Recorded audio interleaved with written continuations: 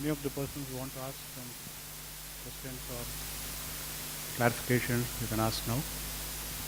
We are trying to locate Mr. Srinath. I think he's outside somewhere. We'll start still. Yeah. Mr. Ganpati Rathan, question to you. In your one of the suggestions, you said that we need to decouple the individual processes and then integrate the plants. So, can you elaborate a little bit at what level of decoupling should be done? I think you're talking about cyber physical systems. Yes. Yeah. See, when they talk about the cyber physical systems, it is expected that, assuming that you have a totally automated plant with a lot of robotics, and then you find you are doing some assembly, let's say in automobile industry, or assembling the doors with the robotics, and that robot finds itself that it's not performing, it has a problem, so it withdraws itself. The next one in the queue, some other robot walks into the system without waiting for somebody to tell them that you should continue fixing the road. So that's the concept, that the modules become flexible by itself without human intervention. If you remember what Samir Prakash said in the morning presentation, it's Siemens Industry 4.0 expects it will come quite strongly in 2 decades now in a very large way. But then, having said that, but there are quite a few things already happening in the industry. This sort of concepts of cyber physical systems are already happening. Maybe I'll ask him to tell what he talked about, the plant, he said a German plant. You can say what level of production automation is taking place. Yeah. I mean, if you look at from the cyber physical perspective, system perspective, though it's an evolution and it will take its own time, but already the building blocks are in place, and we see a big reference or need of this, and even in practice in the automotive industry. And there you would find that a lot of these what we call the enterprise platform, which is the prerequisite of a cyber physical system, is already in place. And this has enabled the data connectivity across all aspects of production, and this has led to a good amount of benefit along with flexibility. So you get the benefit in productivity and the flexibility of having a multiple product line or product generation on the same manufacturing line. So this has been what we have seen in evidence in automotive. Thank you.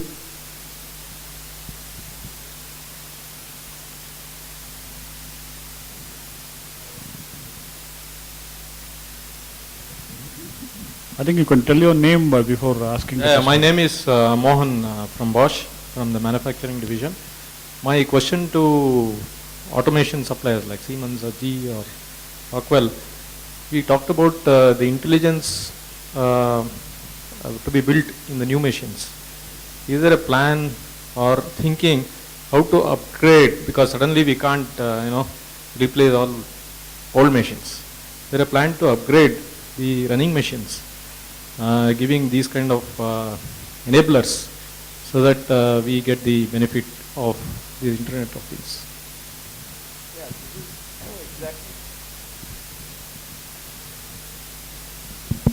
this is exactly in line with what we do. So the idea is not ripping off your existing assets. It is to complement your existing investment. So wherever you have your assets, these solutions can be implemented. Okay. But what we are saying as the next stage is the new machines coming out with these kind of software already intelligent. Doesn't mean that your existing machines cannot be covered. You've got the installations which we are talking about that talks about the existing machines as well. It could be any disparate machine irrespective of any OEM. Yeah. Shivaram from B&R. I want to ask a very general question actually. In the whole morning we have listened to a set of proposals or vision of the future which is more or less falling in line with what is known as Industry 4.0. Now it rarely happens in history that there is only one stream of thought which comes up with no alternate or competing proposal. Now parallel to Industry 4.0, do you see any other movement or any other what would I say, evolution happening? Do you know what I mean? You know, if you had VHS, then you had in parallel, you had another system, you had another, 2-3 different technologies which come up, which fight, and finally one wins. If I could, Ralph here, if I could speak just a little bit. I'm a little nervous about your question in that it seems to focus too much towards technology rather than outcomes. So I would prefer the discussion be around what outcomes you want. What's the implication, for example, of no unplanned downtime? And that is a business benefit to it. And how do you get to that? And of course, you get to that with using smarter equipment. So, there's an opportunity that, I have to apologize, you folks know the India market far better than I do. But it appears to me that there is an opportunity to leapfrog. It is much like when you folks in India went directly to cellular networks, didn't do landlines. In the US, we've got landlines, a tremendous installed base, asset, migration problems, et cetera, et cetera. You have a chance to leapfrog directly to smart devices as you go for your next generation of equipment. So my recommendation as an end user is when you go buy a piece of equipment, have a conversation with that OEM about their strategy for the Internet of Things. And if they have a lousy strategy, my recommendation is consider another OEM.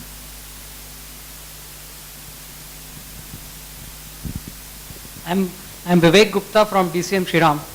I would like to request Madam from NTPC. In the field of instrumentation, our DCS works on a particular operating system. And with the innovations and the upgrading, the Windows 7, Windows 8 have come. Now, what are the future plans of NTPC to upgrade the existing DCS or to change the operating systems? Because this is a common problem across the industry. Yeah, as an end user, your concern is right. And your suppliers are also here. And so, yes, our partner in all, BHL, our main partner, and other automation suppliers are there. Yokogawa is there, and other suppliers are there. So far, whatever operating system we have used, this is really, we don't have any say on that. Through competitive process, the DCS we select from a particular supplier. And whatever the operating system platform they use for their DCS, we are bound to take that. And as you rightly said, that Windows, Windows XP is life is over. Even the support, extended support, whatever they were giving up to this 2014 March or February, that is also over. So in between we thought that why not to take the extended support from Microsoft. So we started talking to them also that if we do this type of arrangement, what will be the cost on us and what will be the effect on us, because we have to take our partners, automation DCS suppliers along with us, so that whatever application software they had developed on that operating system, that is also getting upgraded. But we could not do much because that amount of money Microsoft was asking for, and our partners, they were also showing their reluctance. It is only we were getting, support for maybe 3 years, that type of package, and it was a very detailed discussion we had already done. That way, thanks to Microsoft people, India group, they had come several times, but it was exorbitant money. So it was taken up to our management level. So then we analyzed that if we get that extended support only for 3 years, an amount of cost we are incurring in, so why not to replace our existing DCS. All those patches, all those bugs, whatever is till now, they have already, it is plugged. Now what more is there, because these they have stopped supplying it, then if we disconnect our system from the internet and we take all measures so that, information exchange, it is really not taking place. Whatever we have been talking since morning, that is going against that, but we have to do to protect our, infrastructure. So right now, this is the things, and other operating system, for example, Linux or that type of things, there are also threats are there. It is not totally foolproof type of things. Whatever our suppliers have told and whatever little knowledge we have gained from talking to different, stakeholders. That is what I can share with you. Thank you. Hi.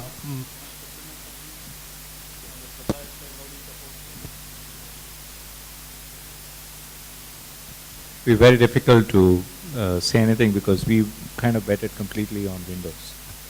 So we go with Microsoft, and whatever happens with Microsoft is what happens to us right now.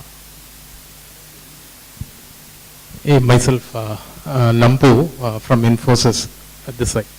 Yeah, my question is this: we talked a lot about technology convergence and the implications, basically the benefits which you reap out of it. But if you look at the industry leaders, to a good extent they have started implementing it, and they are talking about the next level in terms of the negative implications, maybe the data quality. Data quality you have, even Gartner says, it has gone to an extent that too much data has become a headache than having no data, and even the other aspect would be around cyber security. So and even if I take one of them, the cybersecurity aspect, you don't have a direct answer because you don't have all the new systems replaced at a plant. You have the existing legacy and proprietary systems which are not inbuilt with to come out with cybersecurity features. So how is the industry going to address it? You don't have a direct standard to address it. You don't have a direct approach to do that. You have a set of things. You have set of frameworks. You have set of recommendations, but not a direct solution. So what is the industry thought about it, and maybe as a forum, what is your take on that, especially the cyber security aspect?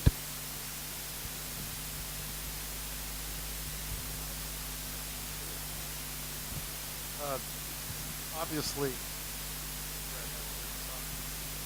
okay, thank you. Obviously, cybersecurity is something that needs to be addressed. It's non-trivial. It is something that has been, in general, not taken seriously enough. There are various reports in the U.S., for example, of other countries targeting our infrastructure, and we know we're vulnerable. So cybersecurity is an issue that needs to be addressed, and we have an analyst at ARC who's focused on cybersecurity for control systems. That is not my area of domain expertise, so I kind of apologize. I don't have a good answer for you about how it should be addressed. I suggest you would contact ARC, and we can arrange a little bit of a discussion with that person in that area of expertise. Because I can't answer that particular question directly. The other part of your question that I want to answer, though, is around the what do you do with all this data? It's one of the this problem is one of the reasons that I think the software needs to be at the endpoint of the cloud in the equipment that does the first pass analysis and analytics in a way to determine whether or not the machine is healthy or needs help, as an example. And that we don't depend on sending that up to the cloud and some analytic application figure it out. I think we need to put the intelligence in the device to do the first pass. Hello, good afternoon. I am Kiran from Toyota. Basically, I wanted to ask to Mr. Sayantan. This is related to the predictive maintenance. Basically, at present we are doing proactive maintenance, in fact. So in this predictive maintenance, we are just studying that. So basically, it promotes only technologies or what? Because we believe in human touch during the maintenance. Because we also had got a lot of senses. With that, we can decide also. So from investment point of view, it will be looks like very much costlier. Yeah. So predictive maintenance, the first point is that you need to analyze your cost of failure. So the cost of failure would be justifying your investment. Now, when you say proactive maintenance, predictive is a part of proactive maintenance, which I said is predictive plus preventive. If preventive is sufficient enough that your basic downtime measures are met, okay, and you see that the cost of failure is not so high with respect to the failures which you have already avoided, then there's no point going in for a predictive fund. But if you see, even with your best of expertise and other things, there are certain things which are surprising and which is causing you huge production loss, certainly you need to relook from that standpoint. So the cost of solution is based on the the cost of return which you would get, the kind of return you would get. So that's the, I think, going to be the justification point to calculate for any budget. And that's what we help the customers also to do. My name is Pramod Sethi. My question to the forum is like this. You we are entering into this transition in Enterprise 4.0. There's got to be a support system, and I'm talking about academia, I'm talking about the SMEs. What kind of opportunities do you see in both these regions? Mrs. Bhattacharya mentioned that she's not getting employees or youngsters because they don't want to work in remote areas. So I guess the forum must start addressing the education from the point of view of getting into the colleges and giving them an exposure of what to expect in terms of automation. And the other thing, since I belong to the SME industry, I would be interested to know what kind of opportunities are going to come up for the SMEs, from this whole explosion.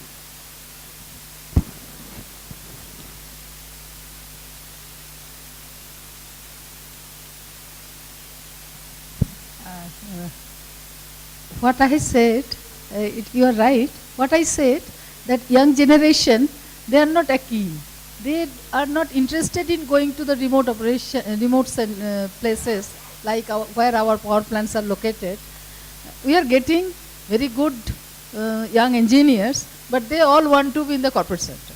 So that is the thing. We are getting good staff, definitely. That is the additional, But you work in remote areas, so why don't you put up, at least interact with the colleges there or have institutions or skill-based centers, so that you won't be short of manpower. What's the point of having all this when you don't have people who are educated or who are knowledgeable in terms of being operators for these, automation? My point is, sir, that whatever I wanted to convey, probably I could not convey properly. We are getting very good staff, very good students and young engineers. We recruit people every year as executive trainee, and we recruit from NIT, IITs and other engineering colleges. They all join, they are doing very well. And only point what I wanted to share in this forum, that our plants are located very in remote places, where all those facilities, whatever you get in cities, it is not available. Young generations are reluctant to go there. We are forcing them to go there, of course. So they want to be near the city. That is what my point is. And that point I wanted to, solve through that use of IT things and information driven and remote operation center establishing in the, regional center, which is in city. That is what I wanted to say. Thank you. No, my concern is mostly on the support system. What is the support just system? to add to your point, there is a big initiative through AIA, which is represented here by Mr. Wadhwa here, and also some other members of the AIA, and Nand Kumar is also there, yeah. And a lot of work is being done already towards making the syllabus more compatible to the industry requirements. And maybe Mr. Wadhwa, if you could add some more points, maybe of what the initiative is. I think this is in the right way what we have already done. Presentation in the afternoon. Oh, okay. So there is a presentation in the afternoon covering that, and a lot of focus is already being done so that we get the right guys and we don't have to undergo a separate training program once they are coming out of college. Anup, you wanted to ask some questions. I'm P.N. Parekh, working in Gujarat Alkalis and Chemicals as well as United Phosphorus Limited.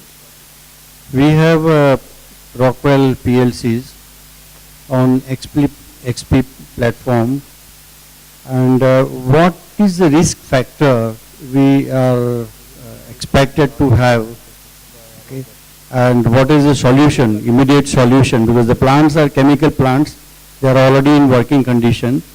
So can you give some guidelines or the support to the customers of Allen Bradley PLCs or Rockwell? That's number one. Number two is today's news also, Microsoft has declared they are going to withdraw the support for Windows 2007 in April 2015. If this is the type of instrumentation you people are building, where the client will go ultimately? I know it's the most easier answer to this would be to actually, we actually do not plan to rip and replace the whole technology in one go. So whenever there is an obsolescence or any challenges of this nature, we actually work on a phased approach to migrations. For example, we continue to invest on our older technologies, which are probably 20 years old, to still keep them connected on technologies which are new, so that when these challenges are there, these challenges will continue to be there because of the technology being moving. But we will try and make it easier. That's the only promise that we can make as manufacturers at this point. Unfortunately or fortunately, a lot of SCADAs today actually work on Windows. And that's because Windows has become pretty dominant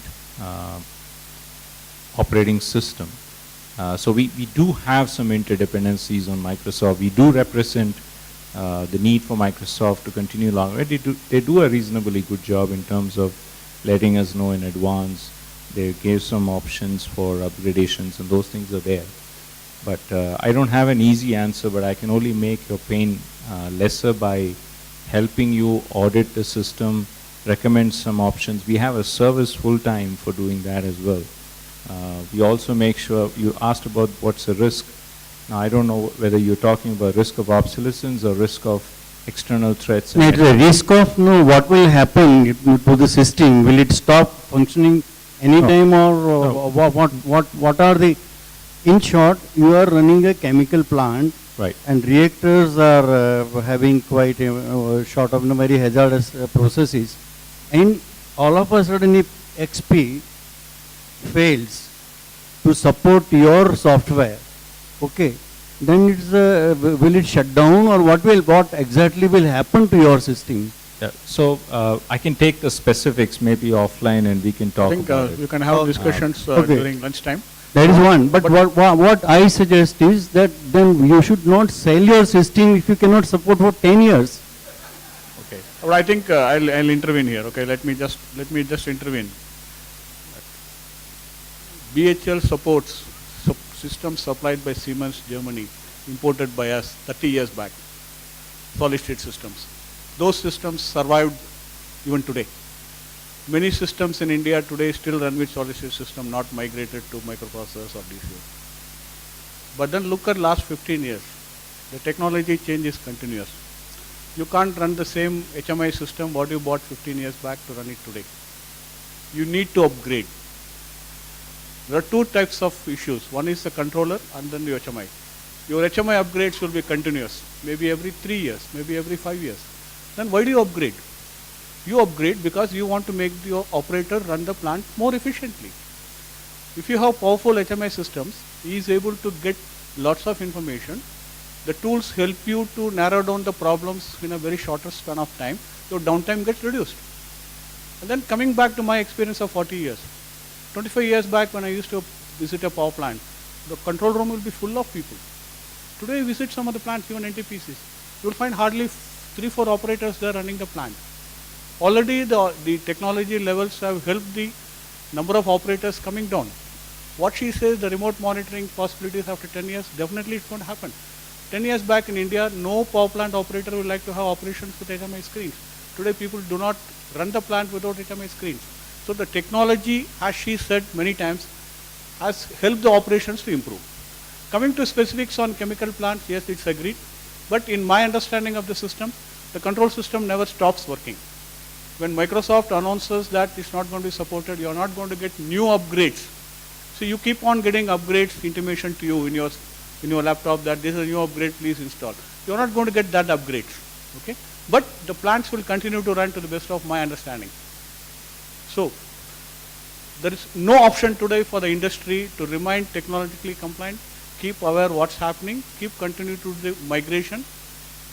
There's no option because the stage is over. Like solid state system, you supply, forget it for 25 years, that stage is over. Even if you take controllers, the controllers development by either AMD or somebody, it's a continuous process. And that will continue to happen. So the plants which had the concept, I buy a control system, I put a, let's say, mechanical plant, both will run for 25 years, it's not going to happen. Maybe the mechanical plant will continue to run for 25 years. The electronics, you need to change every 5 years, maybe 7 years. Depending on the type of technology you bring it in and what kind of support systems you want to give to the operator. No, I do appreciate your answer, but at the same time, I do also have experience of 35, 40 years in the industry. There are systems which does not depend on Windows XP or Windows 2000, only XP or 2007. Then it comes to your and it has been commissioned in 93 without any issue of whatsoever. That's what I said. On no, DCSs. No, that's what I said. No DCS. So what I want to say, the question is, upgradation is understandable. Where is the money for that? So industry should have money for that to spend. Now you cannot expect industry every 3 years that you're going to be ready to change every 3 years. This is another thing. No, it's India. It's not. But let me tell you, she made a similar statement last year in the ARC forum. In the plants, people are willing to invest money on mechanical equipment failure. Why? You can't run the plant. If a blade or when it comes to C&I upgrade, so C&I she presented in the last forum constitute only 3 to 4% of the total project cost. Okay? Whereas you look at the other equipment cost of mechanical, it costs 96%. Even with all new technologies coming to picture, C&I cost is not going to jump from 4% to 10%. So I think we should little bit look differently now.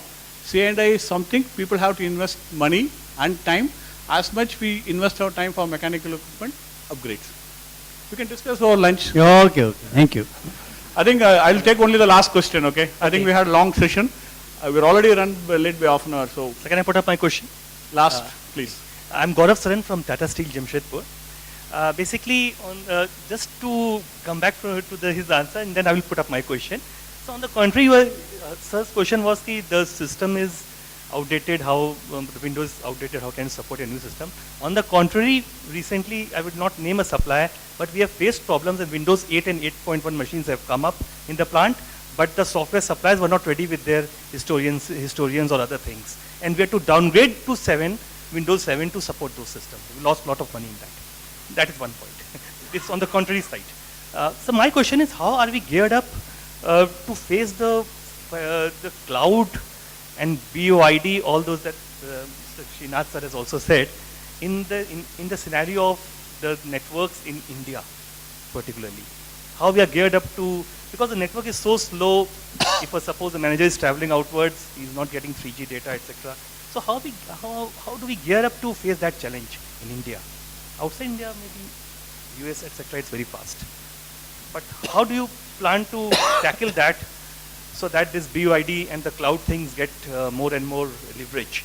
Because we have been thinking of cloud, but we have been stuck up because of the lack of speed in India, data speed. See, when you talk about cloud, now doesn't mean that everything you put up into a generic cloud. Today, what you are seeing is the vision. Okay, now we can share our experience what we are doing with customers. The first and foremost is to get the concept right in terms of you need something for centrally monitored. Now that could be your own cloud with your own internal network. And then once you see the benefits and you add up to your more investment, then you get that cloud bigger. And then, ultimately it comes to, pro sharing and other benefits. So it's a phased manner, but I can assure you there are multiple customers who have gone into this concept in India and they're getting the benefits. And everybody is looking for something central. Arundhati madam also mentioned in terms of, centralizing the expertise. It's very important in the long run for us. But I think we'll be losing many instantaneous process data in that case. Maybe after 1 hour, half an hour, data is updated. But so we can have a remote control of plant is difficult. Yeah, so we can have this discussion offline. Just a high level answer to you is that data will never get lost, because the idea of this cloud is to do some analytics first, okay? Not to control it from there in the very first stage. Your controllers are always there, okay? We can have a detailed discussion on this, how do we do it? Certainly. Thank you, sir. Anyway, thank you all. I think we need to break for